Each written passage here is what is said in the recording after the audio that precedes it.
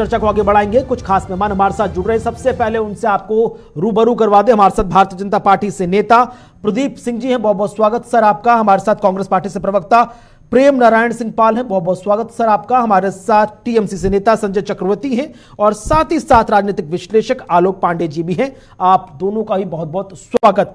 प्रदीप सिंह जी, अब की बार 400 पार का टारगेट लेने के साथ साथ 325 सीट फिक्स बीजेपी लेकर चल रही है और बीजेपी कह रही है कि आम जनता का भरोसा हम कायम कर रहे हैं, आम जनता का भरोसा हमने बनाकर रखा है, उसी के आधार पर ये तमाम जो टारगेट है वो हमने सेट किए हैं। विपक्ष ये कह रहा है, मुख्य रूप से कांग्रेस पार्टी, कि विपक्ष का तो कॉन्फिडेंस आप हासिल नहीं कर पाए, आम जनता का कॉन्फिडेंस हासिल करके अब की बार 400 पार के नारे को कैसे सच्चाई में तब्दील कर पाएंगे सर? प्रदीप जी। सर, अगर विपक्ष कॉन्फिडेंस हो जाएगी तो हमें 400 पार करने पे मतलब ये बड़ी विरोधाभासी बातें हैं कि विपक्ष चाहे उसको रहने दीजिए। हम राष्ट्र के निर्माण का कार्य में लगे हुए हैं, सुरक्षा को पहले, विकास को उसके बाद देखते हैं। तो देश की जनता ने अभी, जैसे क्या हुआ पिछली बार जब 19 में चुनाव हुए थे तो किस तरह की लाइन सेट हो रही थी, आपने ध्यान दिया होगा। उस समय राफेल का मुद्दा था, उस समय जो है कहां का मुद्दा था। हम पिछली बार क्या थे और अभी क्या है, अगर आप उसको देखेंगे तो आप पाएंगे कि देखिए विपक्ष इस समय अपने आप में कंफ्यूज है। जहां पे समोसे और इन सारी चीजों को लेकर के बातें हो रही हो, जहां समोसे में ही काम चलाया जाए, चाय और चीनी की पत्ती की बात हो रही हो, तो वहां पे इस तरह की बातें बेमानी हो जाती हैं। और अगर आप देखें पिछले 4-5 दिनों में जो घटनाक्रम, जिस प्रकार से राष्ट्रीय परिदृश्य में विपक्ष की स्थिति बन रही है, अगर आप उसको देखेंगे तो आप पाएंगे कि भाई स्थिति ठीक नहीं है। और हर राजनीतिक दल वो विपक्ष को अगर ध्यान में रख करके अपनी रणनीति बनाएगा तो ऐसे कैसे चलेगा? नहीं, विपक्ष को आपने मौका दिया ना, एक ही शीतकालीन सत्र में 140 से ज्यादा सांसदों को एक साथ निलंबित कर दिया। आपने तो बैठे बैठाए उनको मौका दे दिया कि वो साथ तमाम गिले शिकवे को भूल के एक ही मंच पर एक ही सुर में बात करें। जो अभी तक विरोधाभास नजर आ रहा था वो भी आपने मौका वापस ले लिया और अब उनके बीच जो रणनीति नजर आ रही है वो तो और ज्यादा व्यापक है। चिंता है किस बात की? सीट शेयरिंग का जब मुद्दा आएगा, अभी जब से इंडी गठबंधन बना है तब से हर मीटिंग का क्या हश्र हुआ है ये बताने की आवश्यकता नहीं है। हर बार क्या निकल के आता है ये भी कहने बताने की आवश्यकता नहीं है। कांग्रेस आदि पार्टियों के मित्र बोलेंगे, उनको सुनेंगे तो फिर रोचक रहेगा। लेकिन आप बताइए, अभी कोई कंक्लूसिव मीटिंग हुई है क्या अभी तक, जब से इंडी गठबंधन बना है? तो देश की जनता जनार्दन है और वो समझती है कि क्या स्थिति चल रही है और वो चुपचाप जब मठ के रूप में अपना आशीर्वाद देती है तो देश की जनता को पता लग जाता है। तो बहुत ज्यादा रणनीति को कोई डिस्क्लोज कौन करता है? कोई नहीं करता है।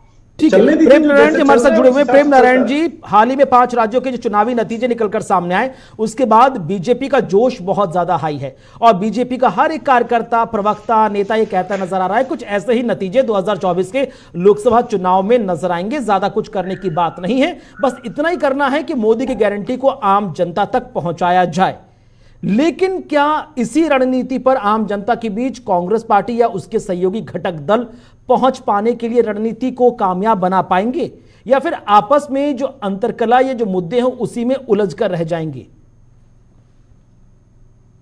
मेरी आवाज आ रही है? जी सर।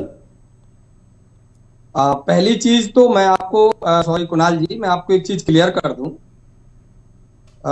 इंडिया गठबंधन में किसी प्रकार का ना तो कोई अंतरकलह है ना किसी प्रकार की कोई समस्या है।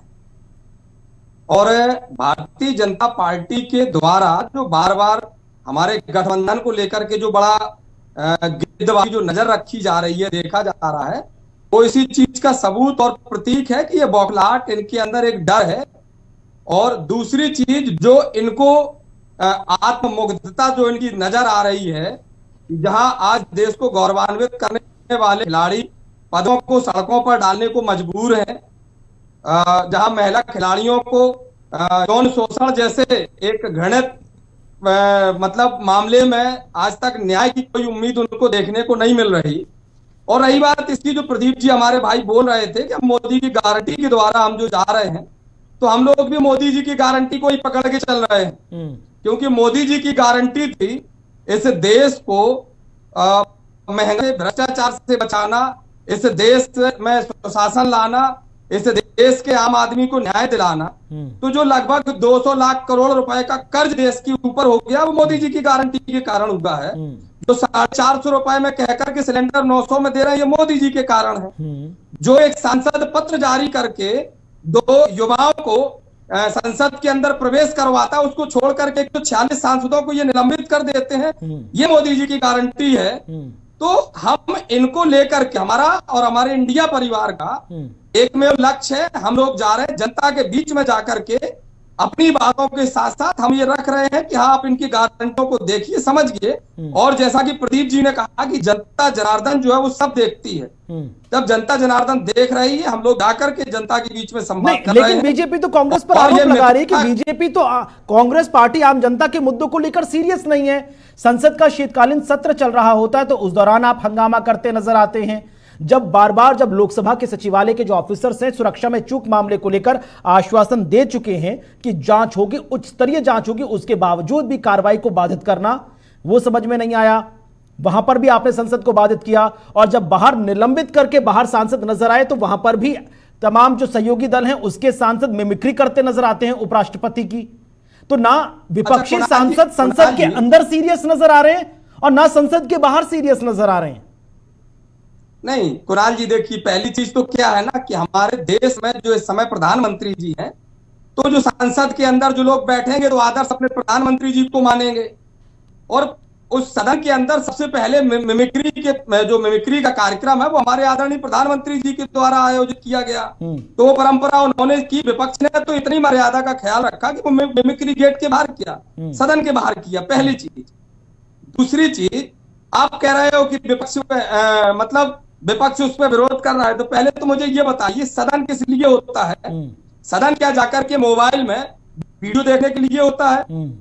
सदन के अंदर क्या रहेगा? जनता के जो नुमाइंदे हैं, जनता ने जिनको चुनकर ही प्रतिनिधि बना करके भेजा है, क्या वो जनता की आवाज नहीं उठाएंगे, जनता की समस्याओं को नहीं उठाएंगे? पहली चीज।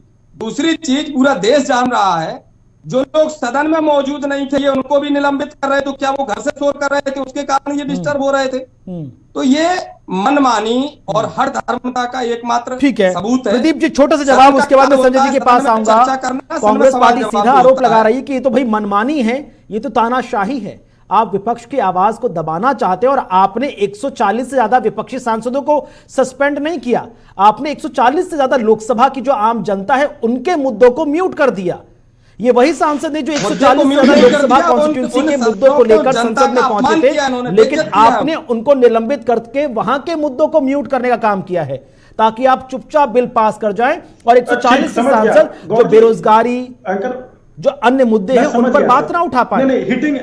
हिटिंग अराउंड द बुश में सर समय बहुत चला जाता है, बहुत महंगा है टाइम है, एक बार सवाल समझ में आ जाता है। मैं बता रहा हूं भाई साहब, क्या है कि 1989 में मतलब 84 के बाद कांग्रेस की 400 से ज्यादा सीटें थी, ठीक है, हमारी अभी 300 कुछ सीटें हैं, इनकी 400 से ज्यादा सीटें थी, टेक्नोलॉजी उतनी आगे नहीं थी, समय अलग था। 69 एक कम 70 सांसदों को इन्होंने भी निष्कासित किया था, ठीक है। तो कांग्रेस अगर इस बात पे अगर बोल रही है ना, तो उसको सबसे पहले आईना लेके अपने मुंह के सामने कर लेना चाहिए। और कांग्रेस के पास 400 सांसद थे और उसमें कितने निलंबित किए थे? प्रदीप थोड़ा सा जानकारी क्लियर करके चलिए। भाई साहब जी, भाई साहब आप बोल रहे थे, मैंने नहीं बोला था, एक ही व्यक्ति बोले तो समझ में आती बात, चर्चा लोगों को सुनाई। जी बोलिए। तो हुआ यूं कि कांग्रेस जो है बार बार अब ये ब्रेक करके रिदम ब्रेक कर देते हैं, उस पे जो है आदमी दो काम कर सकता है, या तो धैर्य से अपनी बातों को रिकलेक्ट करे और या फिर जो है थेट्रोलॉजी पे उतरे। तो मैं थेट्रोलॉजी पे नहीं उतरूंगा, आता हूं उस पे। कांग्रेस की जो परंपरा रही है ये एक तो मुद्दों से भटकाना, और दूसरे अभी क्या है जो एक बहुत सूक्ष्म बात है, समझने की बात होगी यहाँ पे, आदरणीय उपराष्ट्रपति जी का इन्होंने अपमान किया, जनता में जो मैसेज गया वो गया, इनको अंदाजा लगा कि हमने कितना बड़ा ब्लंडर किया है। तो ये जो खिलाड़ियों का मुद्दा अभी उठा रहे थे, शायद भाई साहब ने समाचार ठीक से सुना नहीं, जितने भी आरोप लगे थे उनमें से आरोपियों ने अपने वापस ले लिए और मामला विचाराधीन है, राउस एवेन्यू कोर्ट में मामला विचाराधीन है। तो प्रतीक्षा कर लीजिए ना, आपकी कांग्रेस पार्टी के द्वारा, मतलब आपके ज्यादा ज्ञानी लोग थे, मतलब संविधान बनाने वाले देश के रत्न थे, लेकिन 55 वर्षों तक आपने शासन किया, संविधान को आपने पाला पोसा यहां तक ले आए और उसी प्रकार से पाले, तो वो आप ही का संविधान है जिसको फॉलो करके प्रोटोकॉल, यानी हमारा भी संविधान है, देश का संविधान है, लेकिन सबसे ज्यादा समय तक तो आपने शासन किया है कांग्रेस ने 55 वर्षों तक। तो उसी प्रोटोकॉल के आधार पे कार्रवाई होगी, जांच चल रही है, उच्च स्तरीय जांच चल रही है, किसी भी मुद्दे को छोड़ा नहीं जाएगा, चाहे वो किसी का भी मुद्दा हो। ठीक है, संजय चक्रवर्ती जी हमारे साथ जुड़े हुए टीएमसी नेता हैं। संजय जी, ये जो INDIA अलायंस में लौटूंगा, एक सेकंड प्रदीप जी, प्रेम जी। संजय जी, ये जो INDIA अलायंस है किस हिसाब से काम करता नजर आ रहा है? इससे पहले जो तमाम चीजें थी वो कोऑर्डिनेट होती नजर आई, कई बार सुलझती नजर आई, कई बार बिखरती नजर आई, लेकिन लगा है कि दिल्ली में हुई बैठक के बाद एक कदम आप आगे बढ़े हैं और आप ही की पार्टी के जो सुप्रीमो ममता बनर्जी, उन्होंने जो मल्लिकार्जुन खड़गे जी का नाम प्रधानमंत्री पद के लिए आगे प्रस्ताव के तौर पर रखा है, उसके मायने समझना चाहेंगे, क्योंकि कहीं ना कहीं नीतीश कुमार जी नाराज होते नजर आए हैं और नाराजगी का एक मुख्य कारण ममता बनर्जी का वो प्रपोजल है जिस पर मल्लिकार्जुन खड़गे जी का नाम है पीएम के तौर पर प्रोजेक्ट करने के लिए। दरअसल ये भारतीय जनता पार्टी के हमेशा से एक रहा है कि जब भी हम लोग की बैठक होती है उसके पहले और उसके बाद ये चोचलेबाजी शुरू कर देते हैं कि वो नाराज है, वो नाराज है, ये नाराज है, वो नाराज है। वो चाहे आपने देखा होगा शुरू से, हम 6 महीने से अपनी लोकसभा की तैयारी कर रहे हैं, इन लोग का आज शुरू किया, हम लोग 6 महीने से लोकसभा की तैयारी कर रहे हैं, 4 बैठकें कर चुके हैं। हमेशा रहते नीतीश कुमार नाराज है, ममता बनर्जी नाराज है, अखिलेश यादव नाराज होकर चले गए, अरे प्रिंसिपल में वो नहीं है, धमाका नहीं है। लेकिन हमारे यहाँ पे हमेशा क्या है कि 28 के 28 दल लगातार हर पार्टी उसमें बैठक में वो आते हैं। तो ये जो बातें हैं ना, ये जो घुमावदार के लोग बीच में कंफ्यूजन पैदा करने की, ये भारतीय जनता पार्टी की एक चाल है और ये कोशिश करते हैं कि किसी भी तरीके से दरार डालने की कोशिश की जाए, लेकिन ये दरार डाल नहीं पाएंगे। ये बात पहले कर देता हूँ। दूसरी बात, अभी जो भारतीय जनता पार्टी के प्रवक्ता ने एक बात कही थी, 1989 में 69 सांसदों को निलंबित किया था कांग्रेस ने। ये बात याद रखनी चाहिए, उन्होंने कहा था, बिल्कुल याद रखनी चाहिए। और ये भी बात याद रखनी चाहिए, 405 सांसद थे कांग्रेस के उस समय, दोबारा कांग्रेस अकेले दम पे सत्ता पे आई नहीं, ये याद रखिएगा। दोबारा कांग्रेस अपने दम पे सत्ता में आई नहीं, और आप तो 303 ही में हैं, तो आप अपनी पहले भविष्य देख लीजिएगा आपका क्या होने वाला है। तीसरी बात आते हैं कि अभी आप उपराष्ट्रपति का बड़ा अपमान वर्तमान दिख रहा था। पहली बात तो आपने कहा था हमारी पहली प्राथमिकता है राष्ट्र की सुरक्षा, तो राष्ट्र की सुरक्षा अगर पहली प्राथमिकता थी तो संसद के अंदर जो देश का सबसे सुरक्षित जगह था वहां तक हम तो कहेंगे उसको आतंकवादी कहेंगे, क्योंकि आतंकवादी घटना से कम नहीं था वो अंदर तक घुस कैसे गए? वो भी बीजेपी के गेट पास के थ्रू हो जाता है, बीजेपी के सांसद के गेट पास के थ्रू अंदर चला जाता है। कोई कार्रवाई नहीं उसके खिलाफ, कोई कार्रवाई नहीं हुई सांसद के खिलाफ। अभी आप कहते हैं जांच चल रही है, मुझे सिर्फ इतना बता दीजिए पिछले 10 साल में बीजेपी द्वारा किसी भी जांच का कोई रिपोर्ट आया हो तो बता दीजिए।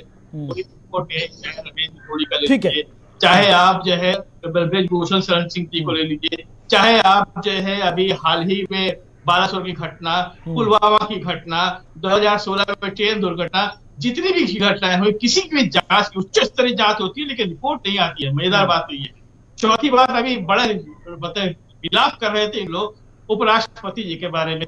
उपराष्ट्रपति तो हामिद अंसारी जी भी थे, उसको तो आप लोगों ने पाकिस्तानी देशद्रोही पता नहीं क्या क्या आप लोगों ने डिले कर। उस समय वो उपराष्ट्रपति नहीं थे, उस समय आपको नहीं समझ में आया था वो उपराष्ट्रपति है। आज उपराष्ट्रपति समझ में आ रहा है, आज उसका अपमान हो जाता है। और उपराष्ट्रपति भी आकर के एक संवैधानिक पद में बैठ करके वो किसान और जाट अपने आप को क्या क्या बोलते हैं, और किसान और जाट थे, तो जब जाट महिला जो इंटरनेशनल लेवल की महिला का अपमान हो रहा था उस समय ये नेताजी कहाँ चले गए? जिस समय किसान जो 750 किसान धूप में, बरसात में, जाड़े में बिना खाए, उनको आतंकवादी, उनको नक्सलवादी, उनको अर्बन नक्सल, उनको पाकिस्तानी, उनको खालिस्तानी, दुनिया जान की चीजें बता रही है, तब ये जाट नेताजी कहाँ चले गए उस समय? ये तमाम अहम सवाल हैं जो एक एक करके प्रदीप जी से लिए जाएंगे। और इसी बीच बड़ी खबर, जहां पर दिल्ली में बीजेपी की बड़ी बैठक खत्म हो चुकी है, तो लोकसभा चुनाव 2024 को लेकर बीजेपी की अहम बैठक दिल्ली मुख्यालय में चल रही थी, वो समाप्त हुई है। चुनावी रणनीति पर 2 दिनों तक इस बैठक का सिलसिला चलता रहा। लोकसभा चुनाव की रणनीति पर यह बैठक काफी महत्वपूर्ण मानी जा रही थी, जिसको लीड कर रहे थे, चेयर कर रहे थे बीजेपी के राष्ट्रीय अध्यक्ष जेपी नड्डा जी। फिलहाल ये बैठक समाप्त हो चुकी है। आलोक जी का रुख करेंगे, राजनीतिक विश्लेषक हैं। आलोक जी, अपनी तमाम बातें तो आप रखिएगा, लेकिन एक महत्वपूर्ण सवाल जो मेरा कहीं ना कहीं नीतीश कुमार जी की नाराजगी को लेकर रहा, क्योंकि संजय जी ने कहा था कि जानबूझकर कुछ खबरें र्यूमर की तरह फैलाई जाती हैं ताकि आम जनता के बीच ये नजर आए कि इंडिया अलायंस में सब कुछ ठीक नहीं है। लेकिन नीतीश कुमार जी की नाराजगी कुछ समझ में नहीं आती। कुछ ऐसी नाराजगी तब भी थी, 2014 का वक्त था जब बीजेपी ने प्रधानमंत्री नरेंद्र मोदी जी को प्राइम मिनिस्टर के तौर पर प्रोजेक्ट किया था। तब वो नाराज हो गए थे, एनडीए अलायंस छोड़कर चले गए थे। नतीजों के बाद जीतन राम मांझी को कुर्सी पर बैठा दिया था। और अब जब कांग्रेस पार्टी ने इंडिया अलायंस के तहत मल्लिकार्जुन खड़गे जी के नाम को आगे रखने की ये बात ही निकली है, तो नीतीश कुमार जी फिर नाराज से नजर आ रहे हैं। आपको लग रहा है कि कुछ रिवर्स गियर में गाड़ी चल रही है? मैं एक दिन बिहार के चैनल में था और मैंने वहां भी कहा था कि नीतीश कुमार जी इंडिया गठबंधन छोड़ सकते हैं। मैं फिर कह रहा हूं, रिपीट, नीतीश कुमार जी इंडिया गठबंधन छोड़ भी सकते हैं। ये बात सुगुगाट है। कांग्रेस की इंडिया गठबंधन ने नीतीश कुमार का लगातार अपमान किया है। अपमान का प्रमाण नंबर 1, बेंगलुरु मीटिंग बगैर उसके छोड़ के चले गए, मुंबई मीटिंग छोड़ के चले गए और दिल्ली मीटिंग छोड़ के चले गए। तीन मीटिंगों में वो आखिरी समय तक नहीं रहते हैं, प्रेस मीट में वो नहीं होते हैं, तीनों बार वो छोड़कर चले जाते हैं। जब बिहार में जून में इंडिया गठबंधन की पहली मीटिंग हुई थी तभी नीतीश कुमार ने केवल लीड करते हुए दिखे थे। धीरे धीरे कांग्रेस पार्टी ने बिहार का अपमान किया, नीतीश कुमार का अपमान किया और धीरे धीरे अपने ग्रिप में लेने की कोशिश की। ये तो अलग बात है कि 5 राज्यों के चुनाव में बहुत बुरी तरह से असफल हुए, एक ही राज्य में इनको सफलता प्राप्त हुई कांग्रेस पार्टी को। इसकी वजह से ये फिर थोड़ा सा ट्रैक में है कि अब इंडिया गठबंधन में आके चीजें संभाली जाए। लेकिन ये बात आप मान के चलिए कि नीतीश कुमार सहज नहीं है इंडिया गठबंधन के साथ, और नीतीश कुमार का ये ट्रैक रिकॉर्ड है, या तो वो अपनी चलाते हैं नहीं तो उस व्यवस्था के साथ रहते नहीं। ये पिछले 18 सालों का ट्रैक रिकॉर्ड है नीतीश कुमार जी। नीतीश कुमार असहज होते हैं तो असहज रहने में बहुत लंबे समय तक नहीं रहते।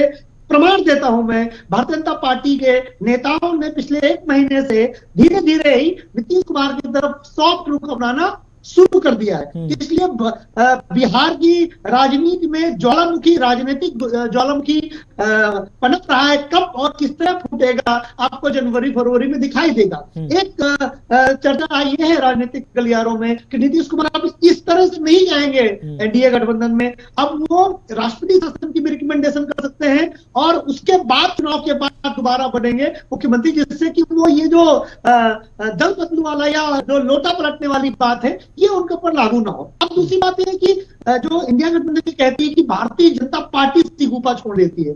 आप सोचिए, अभी आपने इंडिया गठबंधन का एक लीडर इनडायरेक्ट हुआ कि इनका नाम खड़गे जी का नाम रखा गया, लेकिन खड़गे जी ने डिनाई कर दिया कि पहले जीते तो जब आपको खुद जीतने का कॉन्फिडेंस नहीं है, आपके अंदर कंसर्न नहीं है कि हमारा नेता कौन होगा, आपके अंदर वो कमियां दिखाई देती है। आप 4 बार मीटिंग कर चुके, चलिए अपना नेता नहीं बता पाए, कोई बात नहीं, आप ये तो बताएं कि कॉमन मिनिमम प्रोग्राम आप उसकी घोषणा करें, कोई संयोजक है उसकी घोषणा करें, प्रॉपर रैली करें। चुनाव के कितने दिन बचे, आपकी अभी रैलियां शुरू नहीं हुई, आप ये तय करने में लगे हैं कि हम रैलियां अब करेंगे क्या जनवरी लास्ट फरवरी में। तो आप अभी उस तरह से इंडिया गठबंधन में बहुत सारी पैचवर्क है और पैचवर्क किस तरह से हुए तो दिखाई प्रेम नारायण जी, बहुत महत्वपूर्ण सवाल है कि आखिरकार आपको नहीं लगता कि 5 राज्यों में जो विधानसभा चुनाव हुए उसमें अगर ये इंडिया गठबंधन की झलक नजर आ जाती तो शायद ये पता चल जाता कि कहां पर लूप होल्स है जिस पर सबसे ज्यादा काम करना है। 2024 तक का ही आप वेट कर रहे हैं, आपको लग नहीं रहा कि उससे पहले कुछ एक्सपेरिमेंट हो जाता तो शायद ज्यादा बेहतर निष्कर्ष के साथ ज्यादा बेहतर स्ट्रैटेजी भी होती। कॉमन मिनिमम प्रोग्राम पर भी लगातार अभी तक कुछ निकलकर सामने नहीं आया, कॉमन लोगों पर भी अभी तक कुछ चीजें निकलकर सामने नहीं आ रही, कोऑर्डिनेट कौन करेगा उस पर भी पता नहीं चल रहा है। साथ ही साथ जो उन्होंने एक बात कही कि भाई प्रधानमंत्री पद का चेहरा कौन होगा वो भी आपने कह दिया कि भाई अब चुनाव के बाद ही देखेंगे। प्रेम नारायण जी, प्रेम नारायण जी आवाज पहुंच पा रही है आप तक? शायद आवाज नहीं पहुंच पा रही। संजय जी आप ही के पास सवाल ले जा रहा हूं, सीधा वही सवाल। देखिए, अभी भाजपा के चोला पहन करके राजनीति जो बोल रहे थे नीतीश कुमार जी बार बार छोड़ करके चले जाते, आ क्यों रहे हैं? और नीतीश कुमार जी इतना हल्के नेता है क्या, तो बार बार छोड़ कर चले जाते गुस्से में, बार बार अभी आ भी जाते हैं, जाते हैं आते हैं, जाते हैं आते हैं। आप लोग कब सुधरेंगे इस तरीके से भाई? कभी कभी तो कम से कम इतना देख लिया करे कि 10 साल हो गए कभी सवाल नहीं पूछते भारतीय जनता पार्टी से, हमेशा विपक्ष को कोसते काम करता, फिर कहता है राजनीतिक विश्लेषक है। कहाँ से राजनीतिक विश्लेषक की आप लोग डिग्री ली, ये बता दीजिए कि किसने दिया आपको ये डिग्री कि आप राजनीतिक विशेषज्ञ डिग्री मिलती है, आप लोग बता दीजिए। ये कहिए मैं भाजपा का समर्थक, आप लोग साथ में, आप लोग मैं भाजपा का समर्थक लिखेंगे तो लेकिन मैं टीएमसी ने कहा खोली है राजनीतिक विश्लेषकों की डिग्री, भाजपा समर्थक हूँ, ये लिखिए। एक सेकंड आलोक जी, बात पूरी कर लेंगे संजय जी, फिर मैं ठीक है प्रदीप जी के पास लौटूंगा। मैं बोलता हूँ, अभी तक जो है नीतीश जी हर प्रोग्राम में आए हैं, बैठे हैं और बाकायदा उन्होंने मीटिंग को लीड किया है और उन्होंने बात रखी है। सुन लीजिए आप, एक बार बेइज्जती किसी नीतीश कुमार को हल्का कोई कार्यकर्ता समझते हैं क्या? एक पार्टी के एक जगह पे सीएम है वो, और सीएम का जो है अगर उसके साथ एक बार बेइज्जती होती है तो दोबारा वहां पहुंचता नहीं है। कैसी बात करते हैं बार बार आप लोग? वो 4 साल आए हैं, 4 साल आप लोग जैसे ठीक है, लेकिन प्रदीप जी कई महत्वपूर्ण मुद्दे हैं जो कांग्रेस समेत तमाम विपक्षी दल जिसका सवाल का जवाब ढूंढ रहे हैं। महंगाई, बेरोजगारी, मणिपुर हिंसा, किसान, ये तमाम ऐसे मुद्दे हैं जिसको लेकर सरकार से सवाल उठ रहे हैं। क्या उम्मीद की जाए? नो डाउट मोदी की जो गारंटी है वो एक बहुत बड़ा एक एसेट हो सकता है, ब्रह्मास्त्र हो सकता है। राम मंदिर का मुद्दा भी आप जोर शोर से उठाएंगे, नो डाउट, लेकिन कुछ ऐसे सवाल हैं जिनके जवाब तो आपसे तब भी पूछा जाएगा। देख लीजिए, मैं फिर बता रहा हूं। मैं आऊंगा संजय जी आपके पास, प्रदीप जी से सीधा सवाल था। नहीं, मैं पूरी बात ठीक है, कंप्लीट कर लूं। आपने जो सवाल पूछा तो कंप्लीट कर लेंगे। ठीक है ना। दूसरी बात ऐसा, पीएम के चेहरे की बात करें, अभी सीएम इनका कौन था? 4 राज्यों में चुनाव लड़ा, इनका सीएम कौन था? कोई सीएम नहीं था। और सीएम ना होने के बावजूद कम से कम 10 दिन लग गए तो सीएम ढूंढने में, जीतने के बावजूद, भारी मौतों जीतने के बावजूद, और फिर वो जो है एक अनएक्सपेक्टेड जो सबसे ज्यादा जिसका नाम ही नहीं चढ़ता, जो इनके केवल केंद्र के उस पर चले, उनको उठा के सीएम बना दिया गया। तो आप कैसी बात करते हैं कि आप खुद ही यहाँ पे देखिए, पहले हमको ढूंढने से पहले इनको ढूंढिए, इनके ऊपर भी सवाल किया करिए, तभी आप राजनीतिक विश्लेषक कहलाएंगे। वरना अगर केवल हमको कहलाएंगे तो सिर्फ और सिर्फ आप भाजपा के समर्थक ही बने जाएंगे, इसके अलावा कुछ नहीं है आप।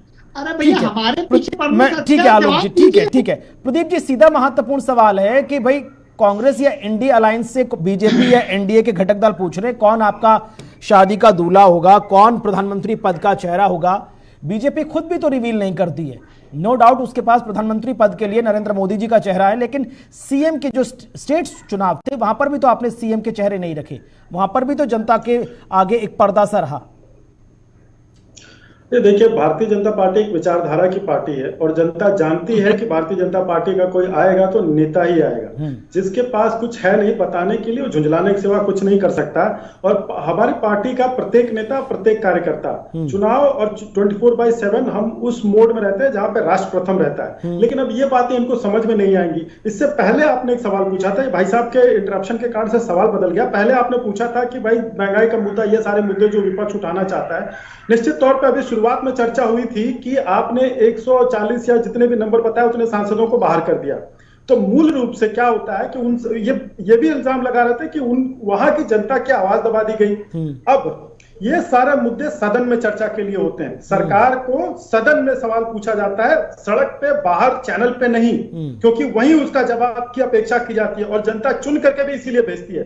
ये सारे मुद्दे जब सदन में उठाने की बारी आती है तो आप मिमिक्री के इवेंट में परेशान हो जाते हैं, आप प्लाकार्ड दिखाने लग जाते हैं। तो जनता ये भी समझ रही है कि जो हमने जिन सांसदों को भेजा है, जिस कार्य से भेजा है, क्या वो ठीक प्रकार से कर पा रहे हैं। इसीलिए जनता प्रतीक्षा कर रही है अगले आम चुनाव का। ठीक है, बहरहाल हम उम्मीद करेंगे कि आने वाले वक्त में जो भी समय बचा है, आम जनता के मुद्दों को तमाम विपक्षी घटक दलों के जो नेता हैं वो एक एक करके उठाएंगे, जिसका सार्थक जवाब भी सरकार देती नजर आएगी। बहुत बहुत शुक्रिया आप चारों खास मेहमानों का चर्चा में शामिल होने के लिए। समय इतनी ही इजाजत दे रहा था, नहीं तो चर्चा को आगे बढ़ाते। फिलहाल वक्त छोड़ो से ब्रेक का, ब्रेक के बाद भी खबर